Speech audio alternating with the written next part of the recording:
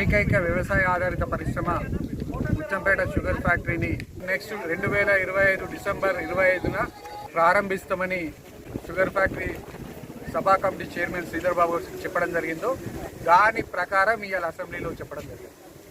మాట ఇచ్చి మడేటువంటి నాయకుడు రేవంత్ రెడ్డి, మాట ఇచ్చి తప్పేటోడు కేసీఆర్.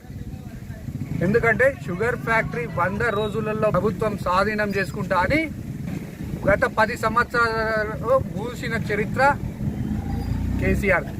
ఇవాళ రేవంత్ రెడ్డి గారు పాదయాత్ర చేసి ఇక్కడ షుగర్ ఫ్యాక్టరీ మీద రాత్రి నిద్ర చేసి షుగర్ రైతుల సమస్యలను తెలుసుకొని వాళ్ళ షుగర్ ఫ్యాక్టరీ ఓపెనింగ్కు ముందడుగేసిందంటే చరిత్రలో రేవంత్ రెడ్డి గారు మిగిలిపోతారు. ఈ తెలంగాణ రాష్ట్ర చరిత్రలోనే రేవంత్ రెడ్డి గారు మిగిలిపోతారని తెలియజేస్తున్నారు. రైతులందరూ కూడా సంతోషంగా ఉన్నారు. షుగర్ ఫ్యాక్టరీస్ తోటి ఈ ప్రాంతం అంతా సస్యశ్యామలమవుతుందని తెలియజేస్తున్నారు. 10 సంవత్సరాల నుంచి చెరుకు పండిస్తున్నాం. కామారెడ్డి అటు తరలిస్తూ చాలా ఇబ్బంది పడుతున్నాం. కానీ మా ఫ్యాక్టరీ మాకు చాలా అవుతుందంటే మాకు ఎంతో ఆనందకరంగా ఉంది. బట్టి అసెంబ్లీలో చెప్పడం మా నాయకులైన నరసింహారావు గారి కృష్ణారావు గారు కానీ అలా కృషి ఫలిస్తుందంటే మాకు కూడా మా రైతులకు ఆనందంగా ఉంది. మాకు చెరుకు ఇక్కడనే ఫ్యాక్టరీ చాలా అయితే మేము ఇంకా ఎక్కువ చెరుకు పెట్టి లాభపడుతుంది.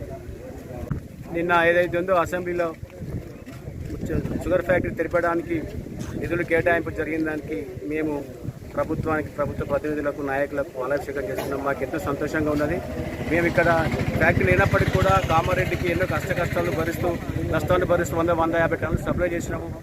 టన్నుకు 500 చొప్పున నష్టపోతున్నా కూడా చెరుకు మీద ఉన్న ప్రేమతోటి మేము చెరుకు పండిస్తూ నష్టపోయినా కూడా చెరుకు పండించినాం. ఇక్కడ కనుక ఫ్యాక్టరీ ఓపెన్ అయితే మాకు టన్ను కూడా 500 రూపాయలు మిగులుతాయి. కనుక మా ప్రాంతం ఇక్కడ ఉద్యోగికంగా లాభం అవుతుంది, డెవలప్ అవుతుంది. కనుక మా ప్రాంత రైతులుగా ముఖ్యమంత్రి గారికి మరియు క్యాబినెట్ నాయకత్వానికి అందరికీ మా రైతుల పక్షాన ధన్యవాదాలు తెలియజేస్తున్నాం.